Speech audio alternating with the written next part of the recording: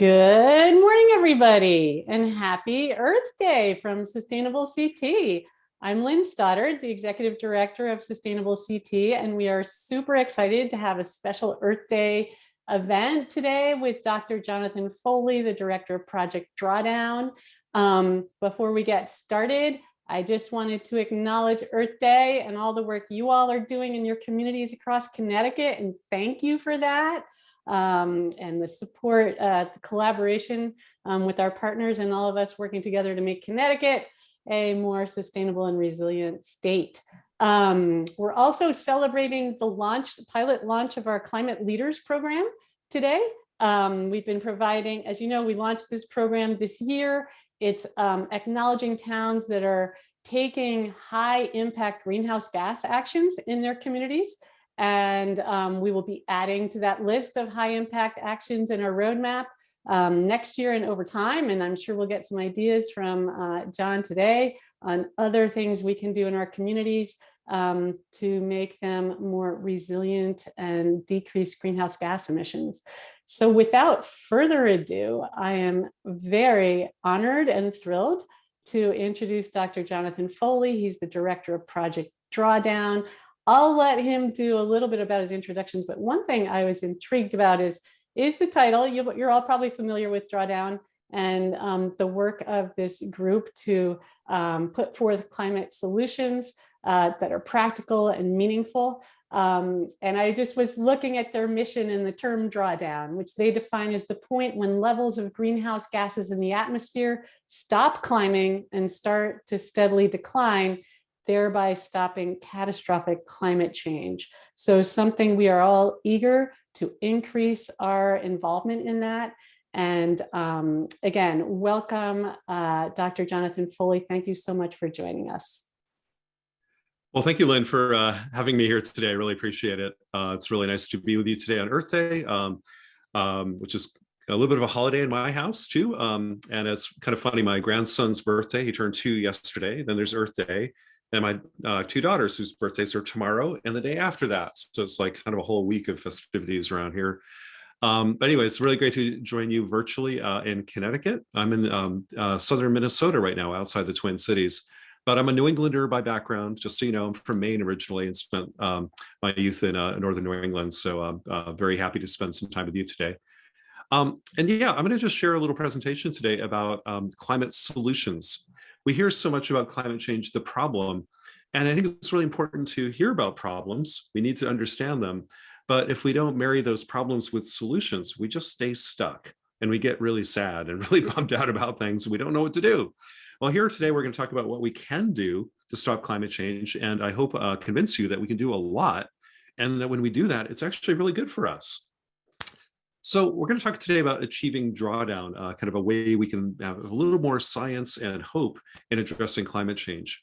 But as we think about the future and the future of our time on Earth, it's sometimes helpful to look a bit at the past and remind ourselves how we got here. Humans have always been changing the environment since our ancestors first came out of the caves and we started evolving 6 million years ago. We affected the environment as hunters and gatherers, as people who invented fire, collecting fuel, inventing agriculture, and so on. We affected the environment, at least right around us, locally, forever. But in the last few decades, our force multiplied so greatly that we started to change an entire planet. And that happened for several big reasons, but here are a few. One, of course, is we became more numerous, but also the way we live changed dramatically. For example, we became an urban dwelling species for the first time in human history, sometime in the late 20th century. Before that, only about 8% of us lived in cities. Today, it's over 70%. We're also changing the global economy dramatically. We now have a truly interconnected system of trade and commerce, where a consumer-driven kind of capitalist system is ubiquitous and is growing hyper exponentially in the last few decades. And what we've seen in just the last 50 years or so is an extraordinary rate of change. For example, we've about doubled in numbers, but the economy grew nearly 6-fold during the same amount of time. That's incredible. Twice as many people, but doing 6 times more stuff.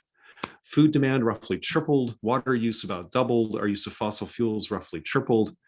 Put another way, we changed more just the last 50 years than we did in the previous 6 million years of hominid evolution and human history combined. That's incredible. We've changed more than any other time in human history all put together.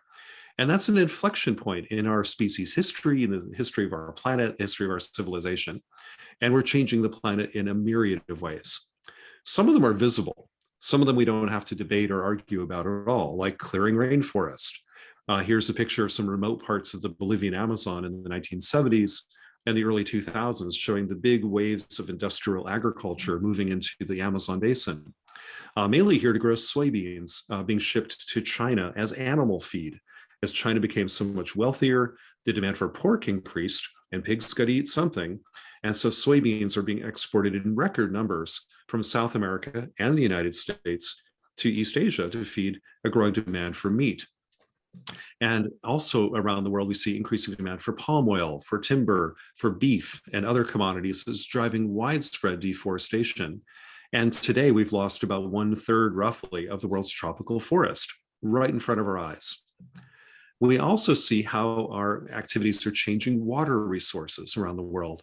We see how the Colorado River is drying up, the Agabuela Aquifer in the United States, Lake Chad in Northern Africa, or here, the Aral Sea in the former Soviet Union. The Aral Sea is a sea in the middle of a desert. It's not fed by rainfall, it's fed by rivers. The rivers in the upper right-hand corner that feed the Aral Sea are mainly coming from snow melt far over to the east in China, more or less. But the Soviet Union back in the 60s and 70s dammed up those rivers, diverted the water to irrigate the deserts of Kazakhstan, mainly to grow cotton. And this is what happened to the Aral Sea. The Aral Sea used to be bigger than any of the Great Lakes, basically, in the United States. Now it's gone. We have collapsed water resources around the world by simply using more water than nature could replenish. And we see it again and again and again. So humans have gotten really good at changing the environment at a big scale, whether it's wiping out rainforest, changing the nature of water on our planet, and now, yes, even changing the sky. We're causing changes in Earth's climate, and we know that. We've known it for a very long time, in fact, because human activities, including burning coal and gas and oil and many other things I'll talk about later, have increased the abundance of what are called greenhouse gases in the atmosphere. Those gases were there before, but now there's a hell of a lot more of it. For example, CO2, one of the more powerful greenhouse gases in our atmosphere, is now 50% higher than it used to be. It's now higher than it's been on this planet for 3 to 5 million years. Any time in human existence, it's now higher than that. We caused that. We also caused the rise of other greenhouse gases. And together, that caused a warming so far of this planet of about 1 degree Celsius. And we're headed towards a lot more if we don't change our behavior in a big way right now. So we've only warmed about 1 degree, and we're starting to see the effects of that around the world in very troubling ways. But 1 degree doesn't sound like a lot, but it is. The last ice age, where you live and where I live, was basically under a mile of ice for most of that time. That ice age was only about 3 to 4 degrees colder than normal. And we had a totally different planet where whole vast areas were uninhabitable. Today, we're at 1 degree warmer than we should be. We're headed towards 2, 3, or 4 degrees warmer. That would be an entirely different planet than any human has ever seen. And that could be very dangerous, very disruptive, and something we don't want to do. So this is a problem. And some people see that problem as being very hopeless and dire and desperate and depressing. And I don't blame you for 1 second thinking that. But can we put that thinking on hold for a minute? We know the doom and gloom. We know the problems now. But what I want to remind people of is we can still change the future. Every day we have the opportunity to change what tomorrow looks like by making better choices, by taking actions. We can always nudge the future to being a little bit better than it otherwise would have been. And I really want to see if we can build a better future and achieve what we call drawdown, which Lynn defined already, the point where we stop climate change. So how do we do that? Well, again, the key is this graph. It's the amount of crap we put in the atmosphere, the greenhouse gases in the atmosphere. We're here at the end of that curve today. The question is what happens next? The higher that curve goes, the warmer the planet gets. The warmer the planet gets, the more disrupted it gets, the more weather patterns are messed up with, the more we mess up our water, our food, our health, our security. Things start getting worse the higher this curve goes. So what do we want to do? Do we want to continue that dangerous path and head into a dangerous, unstable world that's not good for anybody? Or do we try to bend the curve? Do we try to change the future, make it a little different? We've tried to do this with a pandemic with some success and some failures. What can we do about climate change? Can we bend that curve? Short answer is yes, we absolutely can. The only thing stopping us is us not choosing to. So let's go do it. What I want to do is focus on this moment, the blue dot. That's what we call that moment of drawdown. That's the moment that greenhouse gases stop rising. They hit their peak levels. And then maybe, just maybe, we can begin to slowly bring them down again.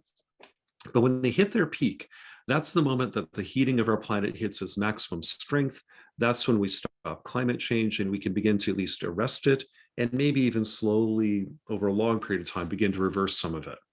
But here the point is stopping climate change as quickly and safely and equitably as we can. Well, to do that, we have to pay attention to how the planet works and a little bit of science. Nothing too crazy here, nothing too hard, but it's important to understand what's going on. Here's the big picture. We humans are burning stuff like fossil fuels, but also trees. We're also releasing methane. We're releasing a bunch of other gases into the atmosphere. Those arrows, I'll talk about those more in depth in a minute, are the different human activities that are adding pollution to the atmosphere that causes climate change. If you look carefully, you'll see words like industry, electricity, and other stuff. That's us on the left. That's our pollution. Well, it turns out nature is removing some of our pollution naturally in the background all by itself without us even asking it to do it in forest and in oceans. Most of this is through photosynthesis, plants gobbling up some of that carbon dioxide and the oceans absorbing some more of it just through chemistry. So nature is removing a little bit of that pollution, not all of it, about 40% of it, and none of the other gases, just the CO2. And it leaves behind the majority of that pollution every year. And that's what's building up each and every year, causing more climate change. So we add like about 100 units of greenhouse gas pollution. Nature removes around 40 of them, and the rest is building up over time. So to stop climate change, what we need to do is look at both sides of this picture. The most important side is the left. We have to bring the pollution, the sources of the problem, to zero, not net zero, just zero, zero. We have to get rid of that stuff. Some of that will be easy. Some of that will be very, very hard, but most of it is something we can do something about today. So let's get to work. Lots of opportunity to bring that closer to zero every day. We also, though, would be smart to keep working on the right-hand side of the picture and invest in nature, protecting the forest and oceans. They're doing us a gigantic favor right now by absorbing some of our greenhouse gases. There may be ways we can also add and kind of back up nature by planting a few more trees and maybe farming a little differently or managing the oceans differently or whatever. I'll talk about that in a minute. But the two jobs here are really, first and foremost, cut the damn pollution, bring that to zero. And second is help protect and support nature. Those are the two biggest things we've got to do in climate change. So to reduce the sources of pollution, let's go look at where the pollution comes from and see what we can do in each of these areas. Now, I'm going to show you numbers of where greenhouse gas pollution comes from that are for the entire planet. This is if we look at all the countries in the world combined. This is what the atmosphere of Earth as a whole sees. But of course, this mixture of what causes climate change emissions will be different in Connecticut than it is for the world on average. It'd be different than what it is in Minnesota or Maine or Florida or whatever. This is for the world as a whole, but what's really interesting is to look at where you live and figure out what this graph will look like in your region. But here for the globe, about a quarter of climate change causing greenhouse gases comes from making electricity, burning coal and natural gas to make electrical current and so on. That's powering a lot of our civilization. Okay, quarter of the problem is electricity. Interestingly, globally speaking, about a quarter of the problem is also food. We'll talk about why that is in a minute, but it's interesting that making food and making electricity are about equally responsible for climate change around the world. That's extraordinary because you don't hear about the food one nearly as much as you do the electricity part, but they're about equally important. And together, they're half of what causes climate change. Then we've got industry making stuff, especially steel, cement, plastics, chemicals, handling of the waste around the world. That's all in the industry sector. Transportation, cars, trucks, airplanes, boats, trains, ships, all that kind of stuff. Buildings, interestingly, buildings are kind of counted several times in this graph because buildings use electricity in orange. A lot of the electricity we use goes into buildings. They're made out of things that are counted in the blue area of industry, but then we add that additional 6% from the emissions from buildings themselves. Within your home, within the buildings at work or school or whatever, there are furnaces and hot water heaters, boilers, air conditioners, and so on that are actually emitting greenhouse gases directly from the building. But it turns out the built environment as a whole looks bigger than that because it's part of electricity, it's part of industry, and it shapes a lot of our transportation decisions. So the built environment looks bigger than that, but buildings per se are 6% of the whole wedge. And finally, we get the last 10%, which is kind of everything else. A lot of that, though, is dominated by oil companies, fracking, kind of the leaks and messy business of refining oil, getting it out of the ground, getting gas out of the ground, and so on. Kind of the fossil fuel industry itself is a lot of that last 10%. But the other 90% is stuff you and I can do things about: our electricity, food, industry, transport, and buildings. Those 5 things are 90% of climate change pollution, and we have lots of opportunities to do better. So in electricity, for example, something that all of us are using today, we can look at 2 aspects of electricity: how we make it and how we use it. If we look at how we use electricity, the vast majority of electricity today is used in buildings, especially homes, and industry. So we can make choices in buildings as well as in industry to be more energy efficient, use less electricity overall, regardless of how you make electricity.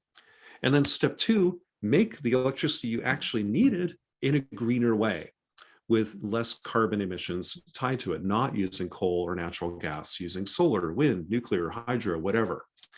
So the 2 big repeating patterns again and again and again are efficiency first, then decarbonization next. Be more efficient, use less stuff, less waste, let's be efficient, and then decarbonize the heck out of what we've got. So when we get to electricity, we see the following. We have a lot of opportunities to be more efficient.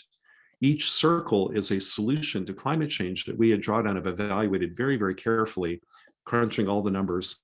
The bigger the circle, the bigger the solution. And then over here is decarbonizing the way we make electricity, shifting the way we make it away from coal and gas to things like wind turbines, solar, geothermal. We have nuclear, biomass, methane digesters, ocean power, you name it. We've looked at all those different solutions. So again, efficiency, decarbonize, do both everywhere. We can also do that in food. Food, agriculture, and associated land use is another quarter of the climate problem globally. And most of that comes from deforestation in the tropics, clearing rainforests to grow more beef, more soybeans to be used as animal feed, more palm oil, and so on. A lot of the deforestation in the tropics is being caused by growing more food. That's extraordinarily bad for the environment, for climate change, but also for biodiversity. It turns out today, deforestation is around 10 to 11% of global emissions. That's gone up a little bit in the last few years. The United States is around 12% of global emissions and going down. We're almost at the point where deforestation will exceed the United States as a polluter in climate change. That's incredible, and we don't talk about deforestation nearly enough. Second biggest cause of greenhouse gases from agriculture and food comes from methane, mainly from animals, a little bit from rice fields too, but most of it's from animals, especially beef and dairy.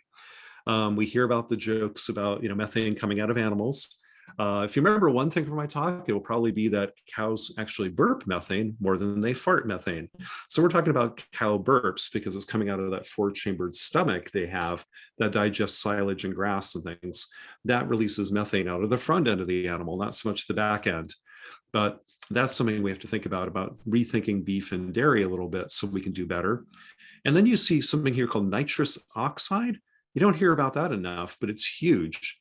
That's when we overuse fertilizers and manure on farmers' field, and the nitrogen in the fertilizer and in the manure, sometimes when we overuse it and over apply it, which we do a lot in this country, but also in China and India, that is mixing the nitrogen with air and water in the soil, and it can create nitrous oxide, which outgasses into the atmosphere. Very big climate problem. Also, a lot of that excess nitrogen flows into our waterways as nitrate molecules, and that causes significant water pollution in coastal estuaries, even the dead zone of the Gulf of Mexico, caused by too much fertilizer use. So we're talking here in the food system about deforestation, too much beef and dairy, and too much fertilizers. Those are the big levers on climate change when it comes to food. So the solutions are, again, around efficiency and decarbonization. On the efficiency side, we can do a lot here on food waste. And that turns out to be the #1 climate solution in food. One of the top 3 or 4 overall is cutting food waste. Because the world, not just America, the world wastes about 30 to 40% of all the food it grows. 30 to 40%. That means 30 to 40% of the deforestation of all the land on Earth maybe wasn't even needed, or the water, the chemicals, the energy, the money, the labor, everything used in food, a lot of it was just thrown away. That's criminal. We got to do better on that. Also, shifting our diets somewhat, especially in rich countries. We're not saying everyone should be vegan. Some people will want to be. Not everybody will. And some parts of the world actually still depend on animal agriculture for their food security. So we want to be mindful of that.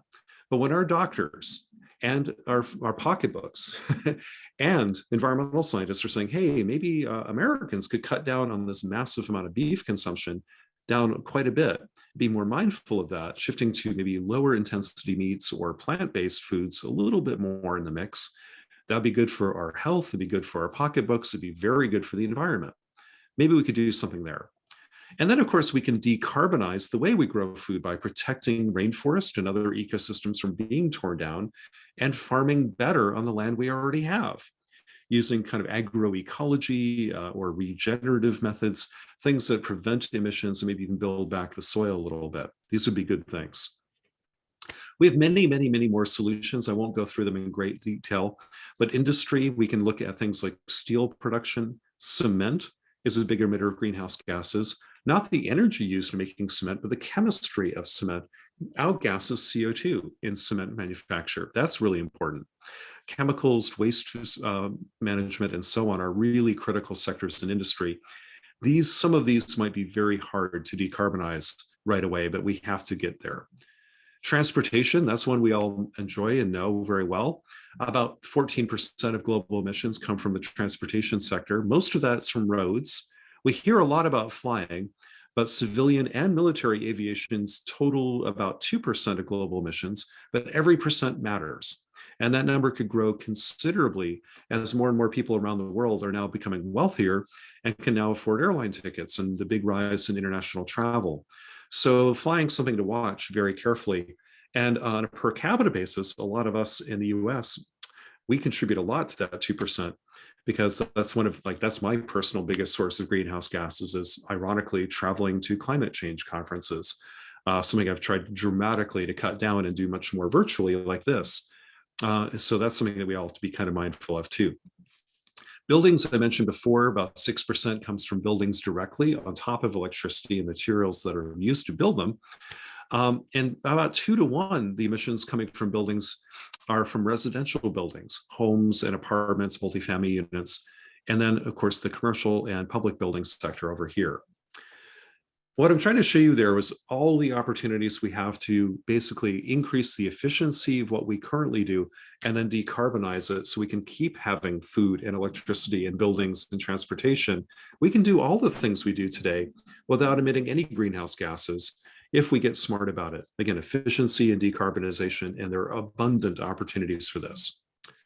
Well, the second part of climate solutions, a distant second compared to cutting the pollution, that is unquestionably the first thing we have to do. But a second thing we should also do is kind of protect nature and its ability to be a carbon sink, or what's just sometimes called carbon removal. Now, we hear a lot about carbon removal these days, especially from tech leaders like Bill Gates and Elon Musk. They love this idea. But right now, carbon removal isn't us, it's nature. Nature's doing basically all of this right now. Nothing we've done in planting trees or in agriculture or the machines is really even noticeable in the atmosphere compared to what nature's doing all by itself in the background. So right now, the best thing we can do for climate change in nature is protect it. Make sure that the remaining forests on Earth are protected and well managed and sustained in the future so they can continue to do that service of absorbing some of that CO2 for us. That's great, as well as so many other things good forests can do. Also, protecting coastal and ocean ecosystems is critical because they too also absorb a lot of CO2 as well as many, many other things that are important to society. So those are great things that we can do. And yes, we might be able to build machines sometime in the future that could remove some CO2 and bury it underground. There are a lot of articles in the media about this right now, but they're very small. These machines have been around for decades and decades. This is not new technology at all. We've had this since the 1950s. This is a fan blowing air through a solvent, basically. We could have done this in the 19th century. But the thing is, these machines are still about 1 million times too small to matter right now. They are scaling. Maybe someday they'll get big enough to really matter, but it's going to take a while. So I think of this as more an R&D experiment than a deployment project. We can plant trees, we can protect forests today.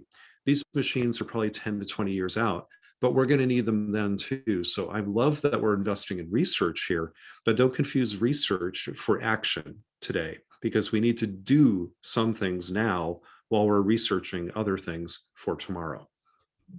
So what's the big picture?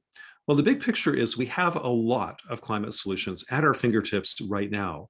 If you go to drawdown.org, we outline about 100 different climate solutions telling you what we think the latest outlook is on the technologies of how big the solution could be, how quickly it can scale, what it would cost up front, what it would cost to operate over the next 30 years, and so on.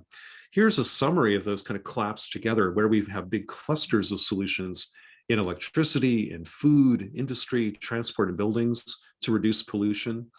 Also to support carbon sinks, we see a lot of opportunities on land. Soon we're going to be adding more solutions to the blue area of what we can do around coastal ecosystems. And then we hope down the road the machine-based kind of approaches will get bigger, but right now we're a little bit more skeptical and put a little bit of a smaller dot there, but we'll see where that goes in the future. The good news is, though, if we deploy the solutions we have now, we can already bend the curve dramatically. The red curve is probably, is the best guess of where the world is headed if we don't take additional action. But we can take additional actions and bend the curve maybe to the green curve or at least the yellow curve, which are scenarios where we still warm the planet. We're still going to have some damage, but a lot less than the red curve would have given us. The damages of climate change tend to kind of go up almost like exponentially with temperature. So the difference between like 2 degrees and 3 degrees is a lot more than the difference between 1 degree and 2 degrees. So this is a good news situation. I wish we'd been bending that curve earlier and earlier. We should have been doing this starting in the 1980s when we knew better, but we didn't. We waited, and we will have some damage, but we can avoid the worst catastrophic damage by acting now. Well, what have we learned? We've learned a heck of a lot. First is we do have solutions to climate change, and we have enough of them right now to bend the curve significantly. New solutions will come along while we're doing it, but the last thing we want to do is wait. Do not wait. Now is important. Now is more important than new. Time is more important than tech. If your house is on fire, you just grab the hose. You don't try to invent a new fire suppression technology and disrupt the industry. You grab the hose now. And guess what? The house is on fire. We got to put it out today. The other piece of good news, though, is when we do that, when we deploy climate solutions, we can make the world better. Unless you're the chairman of like ExxonMobil, this is good for you. Climate solutions create jobs. They improve air quality. They help build more resilient, stronger, and better communities. Deploy wisely, they can also address issues around equity and justice. And we can also have issues around biodiversity, watersheds, food security, and other things simultaneously being improved. We can also improve international security. Where do you think the money that's fueling Putin's aggression in Ukraine is coming from? We could turn off the money supply to places like the Middle East, Venezuela, Vladimir Putin's empire, and so on, by decarbonizing the world. There's so many upsides to doing this. I think when we stop climate change very soon, we're going to realize, like, what the heck took us so long? This is great. We should have done this earlier. The thing that we don't have, though, is time. We have solutions, we have ability to change the curve, and we are beginning to do that in a pretty good way, just not fast enough. What we really have to do is accelerate what we already have and deploy it like crazy. This curve, don't worry about the numbers on here too much, but basically it tries to emphasize this key point. We have to bend the curve on emissions dramatically. We have to quickly stop emitting greenhouse gases in the red curve, while we're kind of growing the carbon removal technologies and practices in the green curve. To do that, we have to do some big things right now. We need big, quick wins that can cut emissions dramatically in a few years, or a decade at most. Very big, quick wins, like stopping deforestation. We could do that like today. Just don't do it. We could stop the leaks of methane out of fracking or abandoned wells. We now have technologies with satellites and small aircraft that can pinpoint that well over there owned by Chevron, or that one over there by Amoco, or whoever. We can pinpoint the point sources of methane pollution from fracking and oil wells and refineries and shut those things down. We can find leaks in natural gas infrastructure. We can radically improve energy efficiency while we're waiting for the grid and our transportation systems to decarbonize. We could be insulating our attics, turning down the thermostats, changing the light bulbs, all of that to buy more time. Those are the big quick wins we need. At the same time, but it's going to take longer and a lot of money, we need to rebuild like all of the infrastructure. Our power grids, our transportation systems, our agriculture, our shipping, our aviation, all of that stuff is going to have to be rebuilt. Well, it desperately needs it, by the way. Have you seen our infrastructure? Have you been to an airport? Have you been to the, seen the potholes? I mean, we got to do something about that anyway. And the good news is this can create tens of millions of new jobs, jobs that can't be outsourced. They're going to be here for a while. This is good news. The bad news is it's going to take a lot of government investment, a lot of time, and a lot of wrangling, especially at the local level. It's not just Washington. It's going to be local decisions of the zoning boards and planning commissions and so on that decide where the bus routes go, where the light rail is going to go, what lanes get electrified, where the charging stations are going to be. It's all local politics. That's what really matters more than what Washington decides. Washington throws money. You at the local level and me, we make decisions. And the backyard, the not in my backyard kind of problem we have, which sadly environmentalists are often the loudest voices in that argument, can also slow down a lot of what we need to do on climate change. We've got to get better about deploying things, even if we don't like having some stuff in our neighborhoods. Maybe we just need to suck it up for the greater good. And that's where infrastructure is going to be critical. At the same time, we can start doing the natural carbon removal kind of stuff, planting more trees, farming better, but that'll take decades to build up that carbon in trees and in the soil. So let's start now. And of course, we have to deploy new technologies, which means we have to invent them now and make them scalable and cost competitive. That means we got to get started on that now too. So I think we got these four parallel tracks of, kind of turning off the big wins now, cutting off sources of pollution dramatically today, building infrastructure, building natural infrastructure, and doing a lot of R&D work all at the same time. And we need every lever we've got to scale these solutions up to the scale necessary at the speed that's necessary. We need way better policy, but that's not just in Washington. If we're going to wait for the US Senate to save us, we are utterly and totally and entirely screwed. But we don't have to. There's lots of other things that move the policy lever at the local level, state level, other things happening at the federal level that aren't just at the filibuster. So we have lots of new rulemaking to do, lots of good policy and governance work. And again, a lot of it is at the local level that matters probably even more. We need to deploy a lot of capital, money, We need to have investors, we need philanthropists, we need the big hedge funds and impact investors, private equity, venture capital, all those people pulling money out of the bad stuff and putting money into the good stuff. So this is where divesting from fossil fuels, investing in a better economy is crucial, which whatever pile of money it is, let's move it from over there to over here. We need to do that at the scale of trillions of dollars.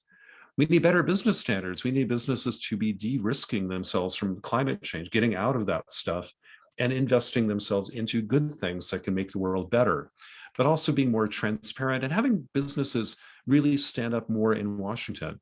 When businesses stand up and their lobbyists and their government relations teams, when they demand policy change, that's when politicians are going to listen a little harder than if we just do it as citizens. We need everybody at the table.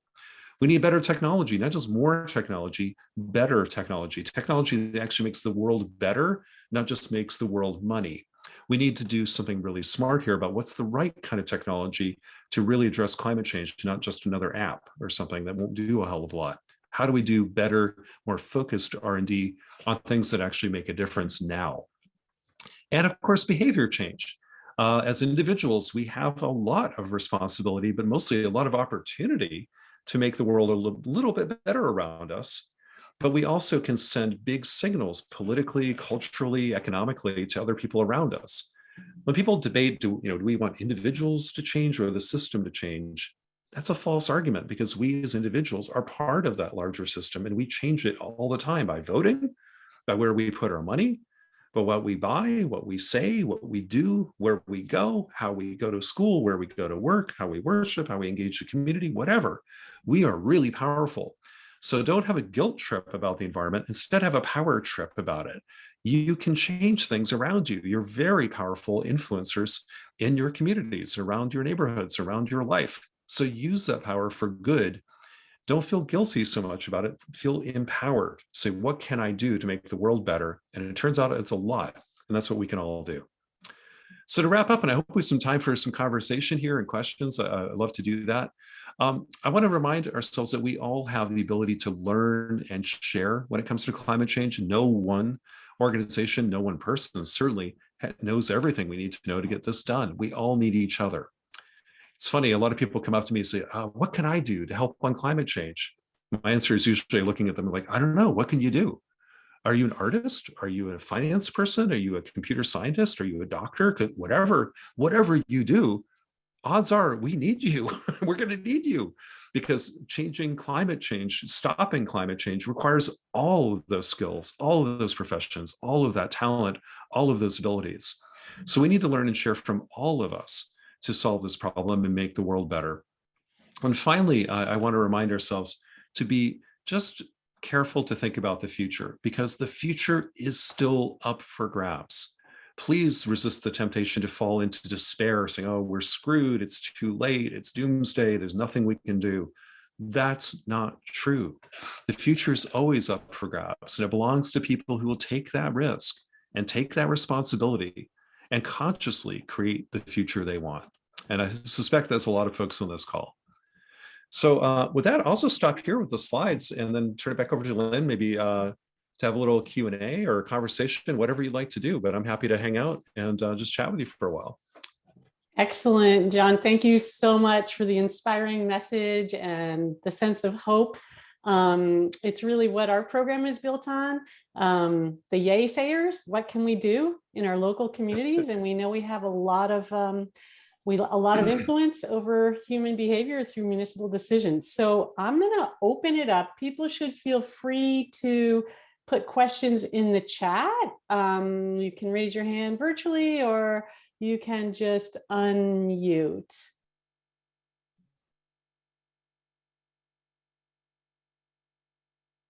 Let's see. CJ's bringing up the point of political will in the chat, since we work at the local level with our mayors and first selectmen. Yeah, any tips on that, influencing our local leaders for political will? Yeah, I love that you're doing that because, again, I don't want to give up on Washington, but, when have they led on the environment since 1970? Not a lot. Or if they do it, it's very quietly. The Obama administration actually was very effective on climate things, but basically by doing stuff they didn't have to run through the Senate. We're so gridlocked and so paralyzed in Washington. I hate using the worst tool in our toolbox for everything. And right now, policymaking in DC is the worst tool we have. It is really ineffective. It doesn't work very well. But at the local level, we can do a lot, and we can do a lot outside of politics and policymaking. So I love the idea of political will. I guess my advice on that, but I'm sure you all know more about this than I ever will. But I think what I find in just my kind of day-to-day engagement with policymakers, especially at the local level and at state and local levels, is don't talk about climate change that much. Talk about jobs, talk about clean air, talk about health, talk about communities, talk about other things. Because, most people, 94% of Americans now believe that climate change is real and that we should do something about it. 94%. The problem isn't how many people care about climate change, it's how much they care. And it turns out very few people put climate change at the top of the list of things they care about. And you know what? I don't really blame them. People have a lot of things to worry about: their job, their kids, their health, their communities, equity and justice issues, all sorts of concerns around the world. So guess what? Climate solutions are going to be good for you too. You care about your kids' health? Let me tell you why climate change solutions are good for your kids' health. You care about the economy, you care about jobs, guess what? I got something for you too. So I think the best kind of climate communication is when you don't talk about climate change. You talk about kitchen table bread and butter issues that everybody's on board with. It's really hard. You guys are from New England, right? Talk about fixing the potholes. Talk about things that everybody cares about, things that matter to everybody. And guess what? Climate solutions are there for you too. The less we can kind of, and maybe, not everyone will agree with me on this. So I'm very happy to, hear, there'll be different points of view on this. But the less we come off as kind of know-it-all liberals who are wagging their finger, telling people how to live and instructing people in what they should do, when has that ever worked? It doesn't work. But if we come back and say, hey, how can we help you and your community be better and have better jobs and enjoy the outdoors more and, have fresher, cleaner air and your kids have better opportunities in the future. I've never met a single person who doesn't want that. So let's talk everybody else's language for a change and trying to instead of getting everybody to talk ours. I think that would be good. And I find that typically works. I live in a rural community in southern Minnesota that's mostly Republicans. I can talk about climate change all day long. I just don't talk about climate change. And guess what? It works really, really well. So I don't know, maybe it'll work where you live too, but there's just some advice. Maybe we got to try a few things a little differently. And again, when we talk solutions around climate change, we got a lot more friends all of a sudden because we're talking about things that make their lives better. That's the good news. Bad news is, sometimes we have to argue about, now, where are we putting that power line, or where is the bus going to go? Or, I don't want that wind turbine in my, out my neighborhood or whatever. Okay, we're going to still have to argue some of that stuff. But at the end of the day, these solutions are better than what we've got now. This is a better world we're building. And I think people are excited about that. Thanks. We love to use the term multi-solving, which our friends at Climate Interactive coined about just that, approaching issues that are benefit for all. So we've got a few things in the chat related to legislation. Follow the chat, people. People are throwing in bills and stuff you can weigh on. I think we can leave those to the chat. There are a couple questions around balancing things like the stand on nuclear power. So it may be good for emissions, but it's got other impacts. There's another question around balance with electric vehicles and scarcity of resources for batteries and so on. And then we'll go to a spoken question. If you want to just address the balance issue, John. Yeah, great questions. They come up a lot too. Let's start with nuclear. Nuclear is it is one of the solutions we put on the list of things that, yes, nuclear power does not generate greenhouse gases very much, even including the mining and the construction and stuff like that. When you look at the whole picture, nuclear is a very good climate change solution from that particular narrow lens. Of course, you still have the concerns around waste and everything else, which is a big issue. The biggest issue, though, is just the realism of who's going to build it. Is anybody going to build another large nuclear facility in this country realistically? The answer is probably not. We haven't built one since the late 1970s. Every attempt to do so has been massively over budget and over time on construction, and most have been shut down and failed. Nobody in their right mind on Wall Street would invest private money and capital into a nuclear facility today because we're really lousy at building them on time and on budget. These are big, huge, one-of-a-kind, massively expensive infrastructure things that have lots of risk, lots of litigation, lots of expensive consultants, and so on and so on and so on. Nobody's going to put the money in, and nobody will insure it. The federal government has to step in and insure nuclear power. It's the only industry in the country that has that privilege right now. That's a little bit weird economics. The only way to change that is to make what they call small modular nuclear reactors, where you make like 100 at a time, and they're small and they have a learning curve. The more you make them, the cheaper they get, kind of like iPhones, kind of like solar panels, kind of like batteries. Those get cheaper really fast because the more we make them, the cheaper they get. The cheaper they get, the more we make them. That's not true in nuclear power. That's not true with carbon capture technology so far. That's not been true with big things with big pipes, massive amounts of concrete, and lots of hard hats typically don't follow the iPhone cost curve. You know what I mean? Or the the computer Moore's law, they call it, things getting cheaper faster. So nuclear, I think, is a viable technology from a just purely engineering point of view, but with a lot of concerns, obviously. But just economically and socially, I just don't see it happening in this country anytime soon. China will be different. Maybe India, other countries can still build big nuclear. China can, the US can't. We just won't do it. So I'm not sure what the mix will be. The real question right now is, when do we shut down the existing nuclear power plants? A lot of states are shutting theirs down. California is about to. New York just recently, Maine did, I think, Maine Yankee, a few others. Maybe we want to keep them open a little bit longer while we're trying to still get rid of the coal and gas. Don't know. Again, that's a local issue, and I'm not an expert on nuclear safety or waste disposal or anything like that, but it's a conversation probably that needs to be had. Complicated one. I don't know how I'd come down on this if we're in my community. I don't know. The other question about batteries, that comes up all the time. That's a wonderful talking point of the oil industry. Guess what? We already have batteries. We have lots and lots and lots of them, and we got to solve that problem already. Electric cars are not going to change the equation that much for lithium or other materials we have. That's kind of a myth that the car companies and oil companies are spewing out there to get environmentalists to fight with each other. Guess what? You already have a whole bunch of lithium ion batteries. They're in the laptops you're looking at this on, in your pocket, in your iPhone. They're in your existing cars, have lithium ion batteries and other advanced materials. Also nasty chemicals like, in the catalytic converters, we have all sorts of heavy metals and toxic metals that have to be mined. Oil mining is a really nasty business, which is needed to power and fill up your tank every damn day. This is a real problem. So yes, we have to solve the materials problems with mining, but electric cars did not invent that at all. They're maybe adding to the lithium demand, but it was already there, and we already have to figure that one out, how to make good batteries. That problem would have been here no matter what. But compared to what the oil industry is and what's already in our cars, this is a win-win. Electric cars unquestionably are good for the environment. Absolutely no question at all that they are good for the environment. They pay for themselves in carbon in about half a year. And given that the average American car lives for 17 years, it is a huge win to electrify the car fleet. Don't let the oil companies distract us with this noise alarm batteries. That is intentional. That's trying to distract people from that. It shouldn't work.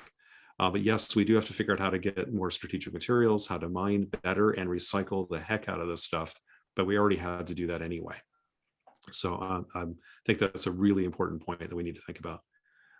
So you have a spoken question? I get Margaret, is that right? Yeah. Yep. Awesome. Hey, thanks, Margaret. Jonathan. I'm Sustainable Litchfield here. We have a big Earth Day program tomorrow.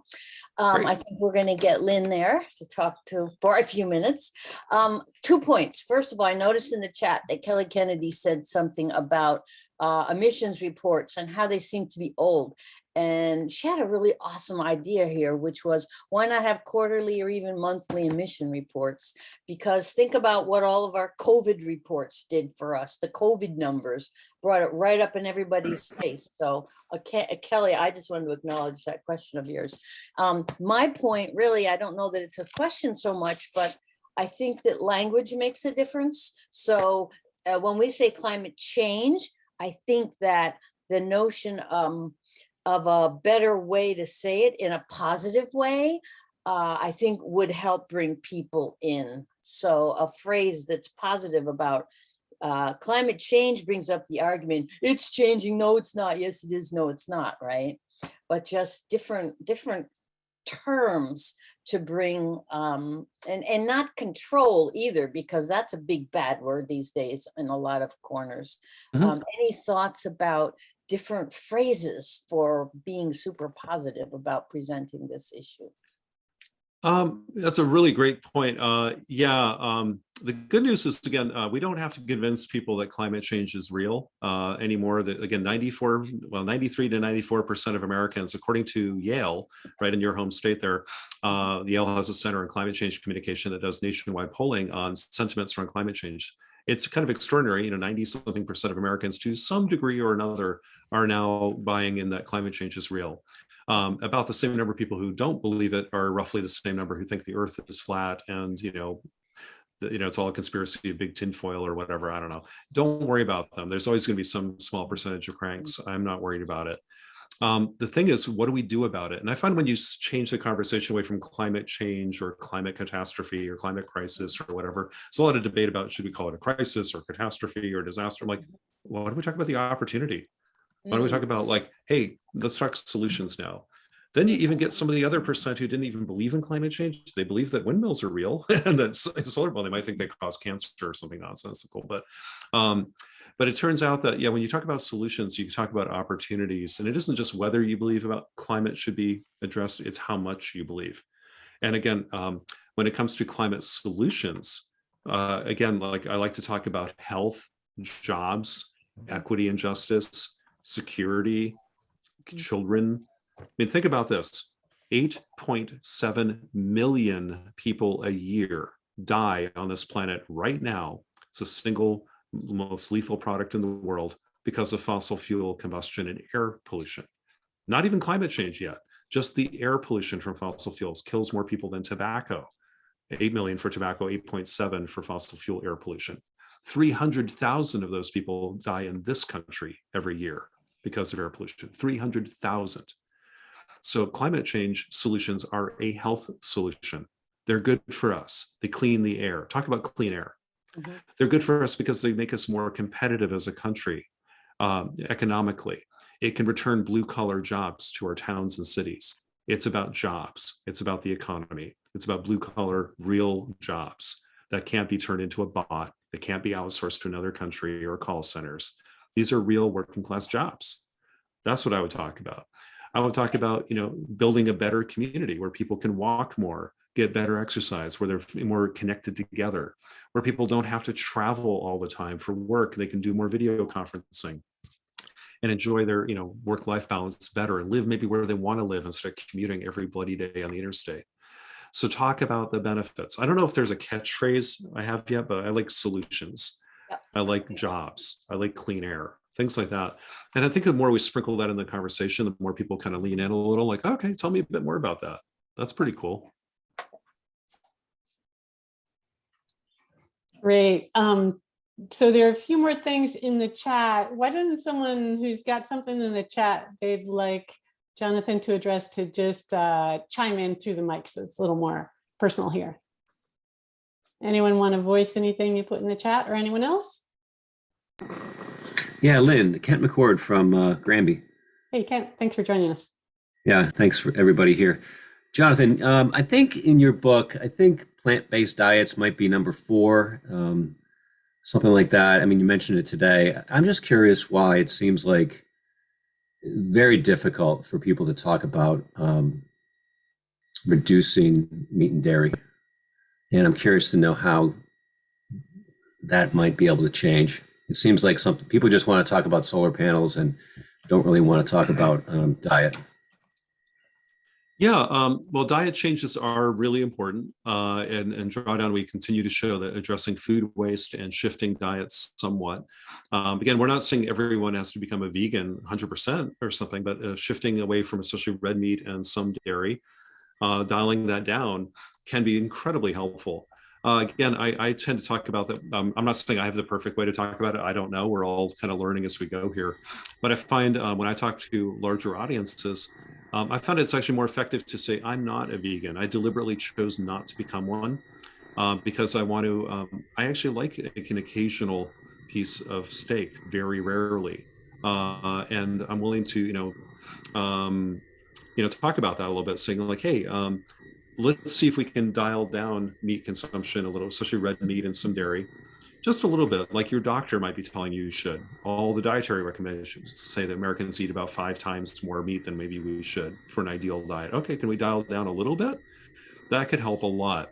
And your doctor's telling you to, gee, meat's getting kind of expensive lately, and maybe we don't have to have so much. Maybe you could have a smaller, occasional little fillet of meat once in a while, and instead eat something a little healthier on the center of plate most days. Maybe we save, I don't need to eat a greasy hamburger. I'll save my meat choice for something really delicious once or twice a year, maybe, or whatever. That would be great. I find that works pretty well. Americans are eating less beef, though, already, probably because of health concerns. Another area to leverage might be animal welfare. I think a lot of people care more about health. Will be things that affect people's dietary choices would be health, culture, animal welfare, and a distant, like, last place would probably be climate change. So when we talk about changing diets, maybe we emphasize the benefits to your health, cool new food trends like, hey, wow, did you ever try this dish? It's delicious. It's really yummy. Have you ever had baris, a really great lentil stew? Let me introduce it to you. Again, tell people what you're giving them rather than what you're taking away. Interesting observation. I saw Google used to have in all Google campuses around California, for example, and around the country, have free cafeterias for their employees. It's really nice. And they have very nice food. They do a really good job with it. They used to have meatless Mondays. And then some people started complaining, like, hey, wait a minute, you took meat away from me. You took that choice away from me. I don't like that. Maybe I wanted meat today. How dare you take my choices away? So they rebranded the whole thing and called it Plant Forward Mondays. They brought in celebrity chefs. They talked about this delicious new vegetarian lasagna they had today, this great new soup they had today, this interesting stew or whatever. And they celebrated the innovative and cool, trendy new food they're offering on Mondays. They didn't change the menu at all. It was still meatless. They just called it something different. And all the complaints went away and everybody was happy. So again, the lesson is don't talk about taking stuff away from people. Talk about what we're giving you. Healthier food, better diets, saving you money, interesting new cultures and experiences, really cool food that you might like, and maybe advancing animal welfare, things that people care about more than maybe a guilt trip around the environment, because that just doesn't work. It doesn't work to just lecture people and tell them they're bad. It's hard to win friends this way. So I don't know, but you're right. It's a big thing. We do need to kind of look at our diets. And you think it's hard to get good energy policy in the country? Try changing agricultural policies in this country. There are even more politicians are, deeply in the pockets of some of the big ag interests that are keeping the system locked in the way it is. So again, this is where culture and behavior change and local changes are probably going to be leading for a while. We're not going to see big federal mandates on that for a long time. Okay, I'm going to jump back in here. It's 11:59. Jonathan has been most gracious with your time with us on Earth Day. I'm sure you're running to another meeting. We will let you go and thank you so very much. I'll stay on and our team will stay on if others want to continue the dialogue a little bit longer. Okay. Great. Thank you so much. Thanks for having me today. Thank you. Thank you. Hey, are you in Rochester? Are you in Rochester, Minnesota, Jonathan? Near there, a little town called Owatonna. I lived there for a while. It's really Iowa. Yeah, basically. Okay, All take right. care. Have Cheers. a great day. Bye. So thanks, everyone. I think we heard a lot of great themes about messaging, how we talk about this, how we interconnect the solutions. And we're kind of pride ourselves on having a broad roadmap for sustainable CT that looks at positive change and interconnected solutions. So this was a great privilege to have John. Anyone have anything else they want to bring up within the group or share things?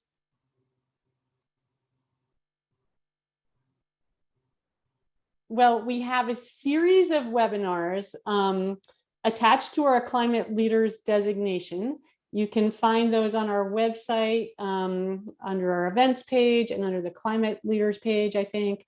And we're really excited to be launching that program. And we want to encourage you all to apply for climate leaders designation in August. And we have extra support and resources if anyone needs help with that or anything related to Sustainable CT. The easiest way to reach us is info@sustainablect.org. Any last comments for the good of the order? All right, everyone, enjoy your Earth Day, and thanks so much for joining us today. Thanks for all you do.